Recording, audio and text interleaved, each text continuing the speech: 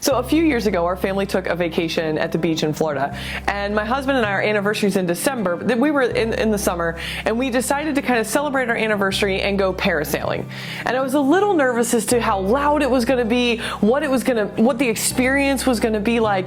And when we got on the boat and we began to get lifted up into the sky with this huge, beautiful parachute behind us, 18 stories high, going above the ocean, it was the most peaceful, surreal experience of my life. It was so quiet. My husband and I sat in this parachute and just had a lovely conversation while we were taking in the sights and looking at our hotel, seeing our kids wave as they stood there with grandma and just celebrating this amazing moment. But I couldn't believe how quiet and how still it was to be moving through this air at however fast this boat is going. This got me thinking. There's something so amazing about air, about wind.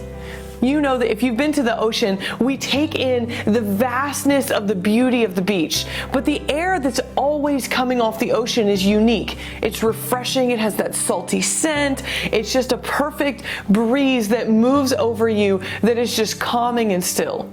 If you've ever gone camping, you know that when you wake up early in the morning, you can't always feel the air moving, but you can hear it rustle through the trees. You can hear it begin to wake up the trees and the bushes around as the leaves begin to rattle and the morning starts. The Bible talks a lot about wind. Wind is both peaceful and powerful. In Exodus 14:21, we see that the Lord uses the wind to cast a blow that's going to settle up the Red Sea into the two walls of water in order for the Israelites to cross on dry land. Why is this something for us to remember? That God's presence, if I can equate the two for a moment, is both peaceful and powerful. When we were parasailing, I was so amazed at how surreal and calm it was to be completely surrounded, knowing I'm moving so very fast through this air.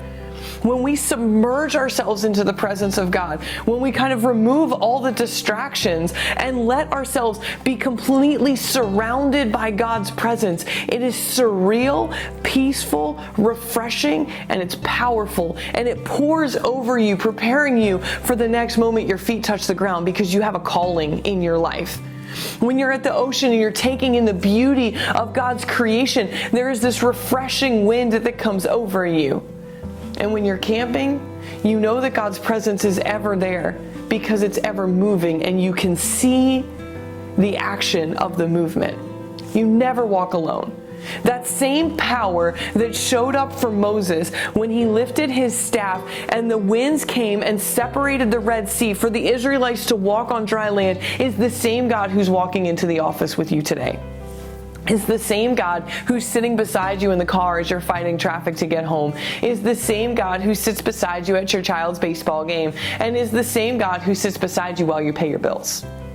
He is both peaceful and powerful, and He has not only a plan for you, but a plan to provide for you, a plan to protect you, and He has a purpose for you. But He doesn't even stop there.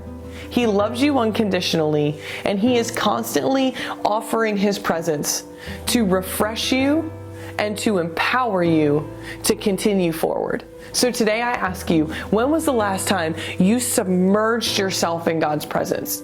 You shut everything down for 5 or 10 minutes and just bathed in that presence of God, seeking the peace and the power that comes only from Him. Try it today. Turn everything off. Turn your cell phone off. Not even on silent. Turn it off. Set it on the other side of the room.